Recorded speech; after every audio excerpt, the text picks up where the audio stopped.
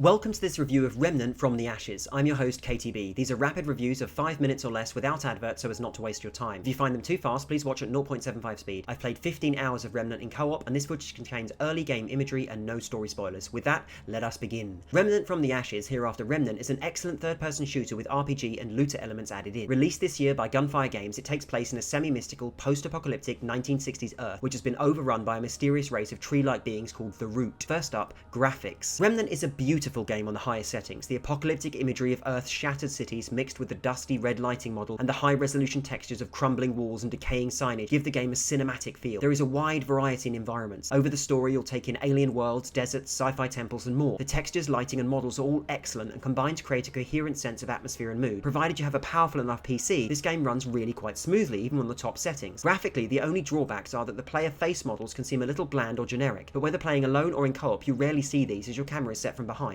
There are also a limited number of weapon models, but these adapt to the mods that you apply to them, giving some variation but not a huge amount in your character's carried and worn equipment. This isn't a looter like Borderlands, but more later. In audio terms, Remnant is beautifully austere. The low musical tracks rise up in a ghostly sense of a world ruined and lost, and when you find yourself in a massive gunfight, the audio swells in tempo and rhythm, without becoming bombastic or overriding. The soundtrack is not memorable for individual tracks, but for the feeling it generates and the way it almost unconsciously creates a mood. A huge success in gameplay terms, if not in notability. Guns sound heavy but not overpowered. The movement of fabrics and the distant groans and growls of enemies build tension, as do the buzzing, clicking and whooshing of all the ambient sound effects, all of these leading you into your next combat encounter. The only audio that ever felt off was the creeping sound, where your footfall felt a little heavy and the "ha, you bastard" quip was a little too regular in combat. Minor gripes and not overall distracting. It is in gameplay where Remnant truly shines. The combat loop is extremely well balanced, with the limited amount of ammunition you're able to carry for your two equipped weapons never feeling like too little or enough. Time taken to reload during firefights and the mechanics of combat feeling on point and well weighted. You'll spend periods walking stealthily through empty streets only to suddenly end up in an intense firefight. Even as you rank yourself and your weapons up, there's always tension in fights when reloading and firing, etc. You select a character class at the outset and you grow your powers through the acquisition of trait points, which are spent on traits or skills which you both unlock and earn in-game. The skill system is excellent, allowing you to spend your trait points on core stats such as health and stamina and the like, or on ability style traits such as healing, x-ray vision and so on. Traits are also occasionally unlocked by doing, so reviving another player or scoring a certain number of headshots unlocks a skill you can then invest in. Very cool. Equally, you'll unlock mods for weapons, giving them a secondary power effect when activated. Mods are crafted at your home base and are unlocked by beating bosses or obtaining rare material. A word on loot. There are new cosmetic items, weapons, and other items to collect, but these are rare. You'll be selecting between 2 or 3 good amulets rather than constantly finding new guns which are +1 to whatever. You travel into a world which is randomly generated at the start of each campaign and fight in hub-style sprawling maps with multiple exits off to dungeons which contain challenges and story missions, etc., adding lots of replayability. Whilst the world is randomly generated and hub and dungeon system could feel gamey, it doesn't. The world is immersive and you never feel like you're running challenges to score XP, etc. Every level feels organic and the enemies and their abilities also vary a great deal. They're grouped well by type, so some will rush while others hold back, etc. Every now and then you hit a boss encounter, a fight with a larger, harder enemy with unique abilities in a unique setting. A word on difficulty. My co-op partner and I found our first boss encounter hugely harder than the general gameplay, until we realised there was a knack to each boss and a way of confronting them. Your experiences may differ, but you may find that the difficulty curve hard depending on the skills you've invested in. That said, the moment-to-moment gameplay is well balanced for most styles. Also, this is a game that at its best when played co-op. You come to rely really on your partner's different but complementary skills and weapons and the balance, and it almost seems effortless. All in all, I heartily recommend Remnant from the Ashes and was happy to pay full price for it in the hope Gunfire Games make a sequel. What are your thoughts? Please like, comment and subscribe, and as always,